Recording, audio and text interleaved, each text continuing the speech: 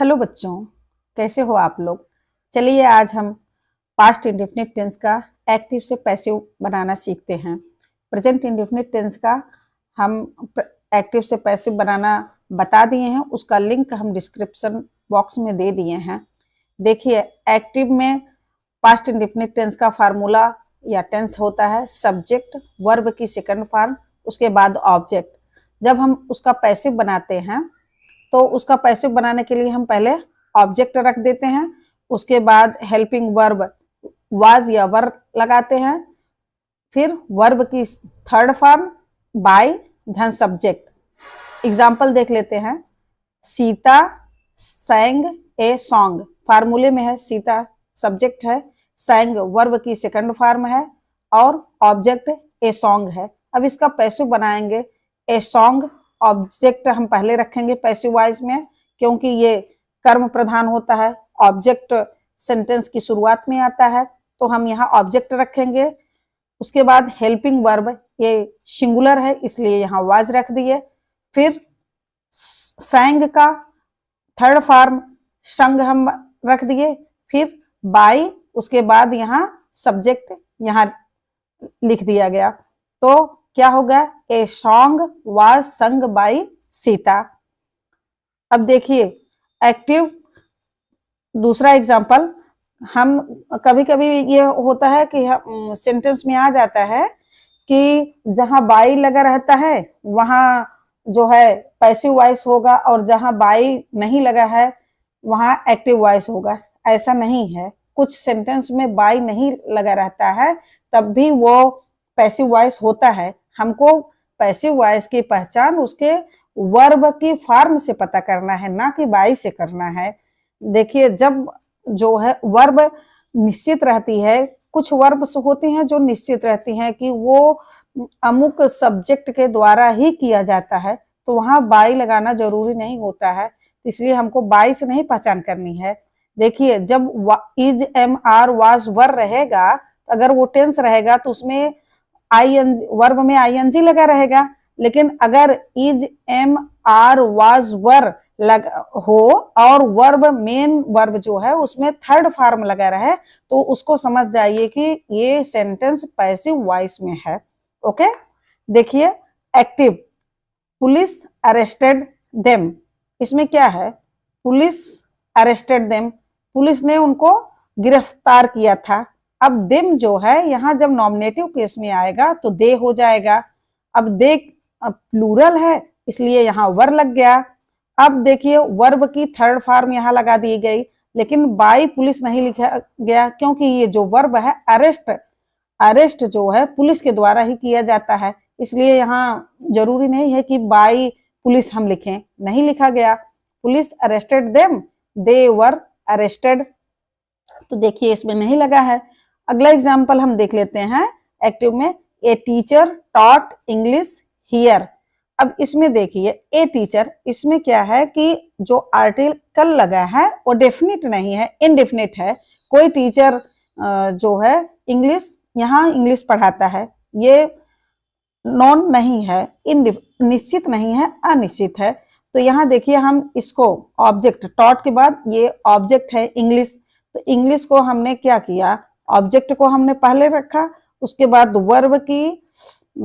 Verb was लगा दिए, क्योंकि ये सिंगुलर है तो हेल्पिंग वर्ब वाज लगी। उसके बाद हम टॉट वर्ब की थर्ड फॉर्म रख दिए।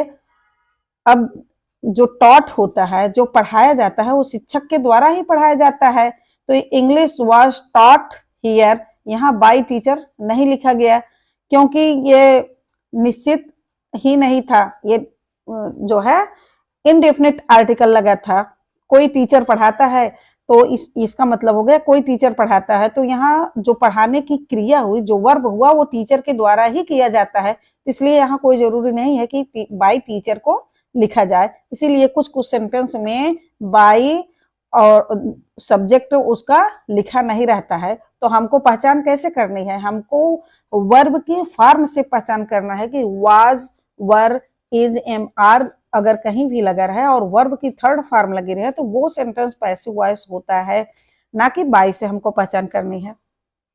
पास्ट इंडेफिनिट टेंस का नेगेटिव सेंटेंस। एक्टिव में उसका फार्मूला होता है subject plus did not plus verb की फर्स्ट फॉर्म प्लस ऑब्जेक्ट। ध्यान रखिएगा, डिड नॉट लगा है नेगेटिव सेंटेंस में, वर्ब की हमेशा फर्स्ट फॉर्म आएगी पास्ट इंडेफिनिट टेंस में, सेकंड फॉर्म नहीं लगेगी। अब हम इसका जब पैसिव बनाएंगे तो पहले ऑब्जेक्ट को रखेंगे, डिड जहां है वहां हम हेल्पिंग वर्ब आवश्यकता अनुसार वाज या वर का प्रयोग करेंगे। नॉट अपनी जगह रहेगा हेल्पिंग वर्ब के बाद नॉट, जैसे यहाँ हेल्पिंग वर्ब के बाद नॉट है वहां नॉट लगाएंगे। वर्ब की फर्स्ट फॉर्म की जगह हम वर्ब की थर्ड फॉर्म लगाएंगे। उसके बाद बाई, फिर यहाँ जो सब्जेक्ट है यहाँ बाई के बाद हम एजेंट यानी सब्जेक्ट को यहाँ रख देंगे। यही फार्मूला से हमारा ये नेगेटिव सेंटेंस बनेगा। देखिए उसी एग्जाम्पल को हम नेगेटिव सेंटेंस में बना दिए हैं, Sita did not sing a song. देखिए तो फिर अब यहाँ ऑब्जेक्ट से हमारी शुरुआत होगी पैसिव में, तो हम क्या रख दिए, ऑब्जेक्ट को यहाँ लगा दिए, ए सॉन्ग वाज नॉट। अब यहाँ मेन वर्ब के पहले और हेल्पिंग वर्ब के बाद नॉट को लगाएंगे। वर्ब की third form sung by Sita, A song was not sung by Sita. Active में देखिए दूसरा example, police did not arrest them. अब अरेस्ट जो है वर्ब की फर्स्ट फॉर्म लगा है, police did not arrest them. अब देम यहाँ जब आएगा नॉमिनेटिव केस में तो दे हो जाएगा, और दे प्लूरल है तो इसलिए वर हो जाएगा। अब नॉट यहाँ लगा दिए, दे वर नॉट अरेस्टेड। अब इसमें भी बाई पुलिस को कोई लगाना की जरूरत नहीं, क्योंकि अरेस्ट जो वर्ब है वो पुलिस के द्वारा ही किया जाता है, ये नोन है। एक्टिव में दूसरा एग्जाम्पल देखते हैं, a teacher did not teach English here. अब यहाँ इंग्लिश को हमने क्या किया, ऑब्जेक्ट बना लिया, English was not taught here. अब यहाँ वाज के बाद नॉट लगा दिए और वर्ब की थर्ड फॉर्म लगा दिए, ठीक। तो यहाँ English was not taught here. Interrogative sentence, past indefinite tense का इंट्रोगेटिव सेंटेंस हम देखते हैं। इंट्रोगेटिव सेंटेंस में दो तरह के क्वेश्चन पूछे जाते हैं, एक तो होता है यस या नो वाले क्वेश्चंस, और दूसरे होते हैं WH फैमिली वाले क्वेश्चन, जिसमें व्हाट, व्हेन, वेयर एक्सेट्रा रहते हैं। तो हम पहले देख लेते हैं यस या नो वाले क्वेश्चंस। एक्टिव वॉइस में देखिए इसका फार्मूला है इंट्रोगेटिव सेंटेंस में डिड, सब्जेक्ट, वर्ब की फर्स्ट फॉर्म और ऑब्जेक्ट। तो हम जब इसका पैसिव वॉइस बनाते हैं तो यहाँ हम डिड के स्थान पर हेल्पिंग वर्ब वाज या वर पहले रख देते हैं, उसके बाद ऑब्जेक्ट को रखते हैं, फिर वर्ब की थर्ड फॉर्म बाई, फिर सब्जेक्ट को। देखिए हमने उसी सेंटेंस को इंट्रोगेटिव सेंटेंस बना दिया है, did Sita sing a song. तो अब यहाँ डिड के स्थान पर वाज रख दिए, फिर ऑब्जेक्ट को ले आके यहाँ रख दिए a song, was a song, verb की third form sung by Sita. WH वाले क्वेश्चंस, WH में क्या क्या आते हैं, what, when, why, who, how, where etcetera. अब इसका क्या फार्मूला है, जो फार्मूला जो है इंट्रोगेटिव सेंटेंस में डिड, सब्जेक्ट, वर्ब की फर्स्ट फॉर्म ऑब्जेक्ट था वही है। इसमें डिड के पहले जो है WH वाले वर्ड को रख देते हैं। तो इसमें क्या होगा, WH वाले वर्ड, फिर डिड, सब्जेक्ट, वर्ब की फर्स्ट फॉर्म, ऑब्जेक्ट। जब इसका हम पैसिव बनाएंगे तो पैसिव में WH वाले जो वर्ड होते हैं वो सबसे पहले रहेंगे, उसके बाद डिड के स्थान पर आवश्यकता अनुसार वाज या वर हम रखेंगे, फिर ऑब्जेक्ट को रखेंगे, उसके बाद वर्ब की थर्ड फॉर्म, फिर बाई, उसके बाद सब्जेक्ट हमारा बाई के बाद हो जाएगा। तो इसी तरीके से हमारा इंट्रोगेटिव सेंटेंस बनता है। देखते हैं उदाहरण, when did Sita sing a song. देखिए पूरा फार्मूले में है, WH का जो वर्ड है व्हेन, फिर हेल्पिंग वर्ब डिड, फिर सब्जेक्ट सीता, वर्ब की फर्स्ट फॉर्म सिंग, उसके बाद object a song, when did Sita sing a song. अब इसका हम जब बनाएंगे पैसिव तो WH वाले जो वर्ड रहते हैं उसको हम सबसे पहले रखेंगे। अब डिड के स्थान पर वाज रख देंगे। क्यों वाज रखेंगे, क्योंकि ए सॉन्ग है। अब ये सॉन्ग जो है, जो हमारा ए सॉन्ग है, ये सिंगुलर है, तो सिंगुलर के लिए हम हेल्पिंग वर्ब, जिस हेल्पिंग वर्ब का प्रयोग करेंगे वह वाज रहेगी, तो यहाँ इसलिए हम वाज रख दिए। और फिर ये ऑब्जेक्ट यहाँ हो गया, वर्ब की थर्ड फॉर्म, उसके बाद बाई, फिर Sita. When was a song संग बाई सीता।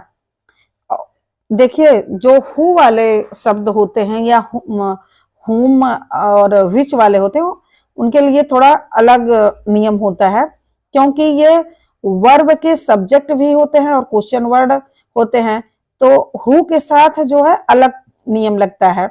देखिए ये इसका जो सब्जेक्ट है हु है, और हु जो है क्वेश्चन वर्ड भी है। उसके बाद इसका ऑब्जेक्ट जो है दिस बुक।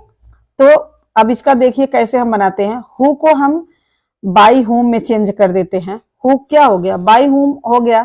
अब रोट है, वर्ब की सेकंड फॉर्म है, तो यहाँ वाज लगा दिए। उसके बाद वाज लगाने के बाद जो हमारा ये वर्ब का ऑब्जेक्ट था, अब यहाँ सब्जेक्ट बनेगा, तो हम इसको लिख दिए दिस बुक, यहाँ आ गया। अब रोट का थर्ड फॉर्म जो है रिटन हो गया, उसके बाद हम क्वेश्चन मार्क लगा दिए, तो हु रोट दिस बुक, अब यहाँ हो गया by whom was this book written. अब इसको दूसरे तरीके से भी हम बना सकते हैं। यदि हम यहाँ हु लिख रहे हैं तो बाई हमारा बाद में चला जाएगा। देखिए ये क्योंकि ये क्वेश्चन वर्ड भी तो है, तो जैसे इसमें क्वेश्चन वर्ड पहले लगा वैसे इसमें क्वेश्चन वर्ड लग गया। अब यहाँ क्या है, रोट जो है सेकंड फॉर्म है, तो वर्ब पास्ट इंडेफिनिट टेंस है, तो यहाँ वाज हो गया, तो हु वाज, उसके बाद ऑब्जेक्ट को हम जो है यहाँ सब्जेक्ट के स्थान पर लिखते हैं, तो हु वाज दिस बुक, और उसके बाद वर्ब की थर्ड फॉर्म लिख दिए रिटन। अब बाई हम पीछे लिख दिए। याद रखिए जब अगर हु हम यहाँ लिख रहे हैं तो बाई हमारा पीछे चला जाएगा, हु के साथ बाई कभी नहीं लगता, और जब हुम लिखेंगे तो उसके पहले हम बाई जरूर लगाएंगे। Okay, bye bye. अगली वीडियो में हम पढ़ाएंगे फ्यूचर इंडेफिनिट टेंस का एक्टिव से पैसिव बनाना। Okay bye.